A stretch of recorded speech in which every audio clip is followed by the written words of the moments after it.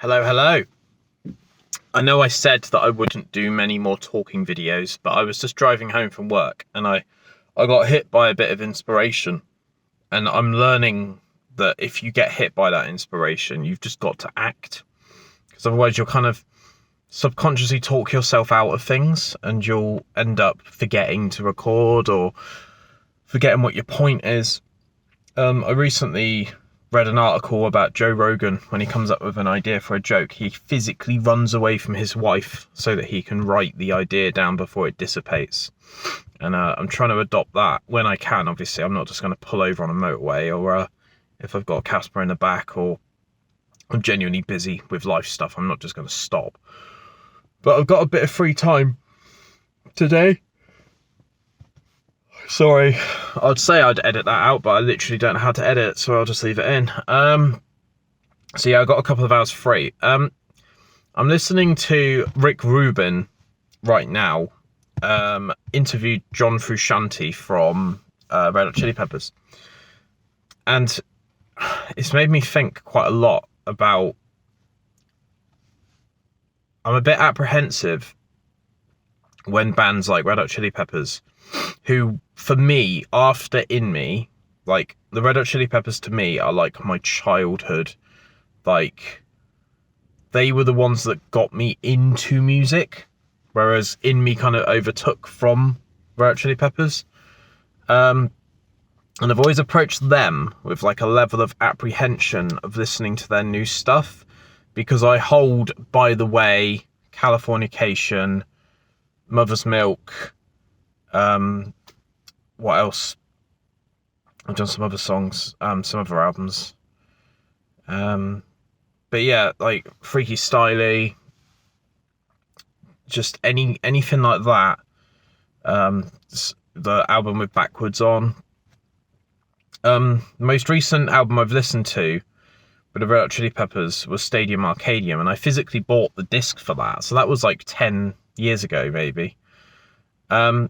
And every time the Red Hot Chili Peppers release an album, I always have a sense of, what if I listen to it and I won't enjoy it because it's not what it used to be like? And this is quite hypocritical for me, because when people say that, like, oh, I don't listen to Biffy Clyro after their first album, it kind of makes me a bit angry.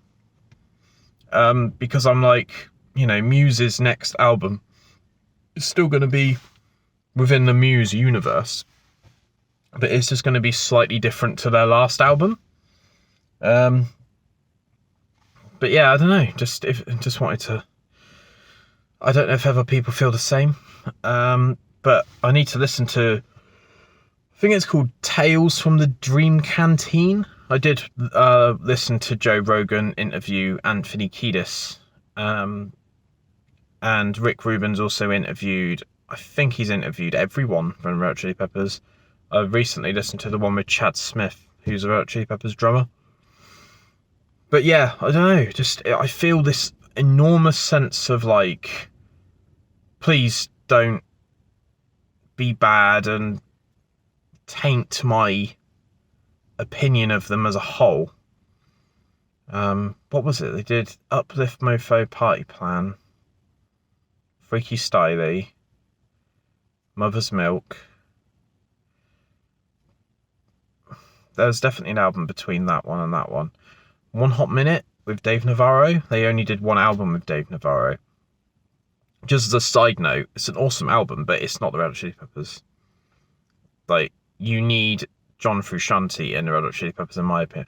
That might be it, actually, because they had Josh Kinglofer, whatever his name is, to do their last album. I think it was between Stadium Arcadium and Unlimited Love. I think they did something with Josh. And I'm sure he's a great guitarist, but they need John. And I know John's done a lot of solo albums. I don't know, just I don't want it to be bad, which is really weird, because if it was bad, it probably wouldn't have made it onto the record. I'm a bit like this with Billy Talent. I fucking love Billy Talent so much. And I want the albums to be what I remember the band was like when I first started listening to them. I apologise if that comes off as self-centered, but one thing that I'm trying to do this year is be real and honest, and I'm not going to shy away from how I feel. So I think ultimately I need to just listen to this Tales from the Dream Canteen album and actually give it a proper listen. But I hope that other people can relate to what I'm saying, and I hope that this resonates with you guys, because it's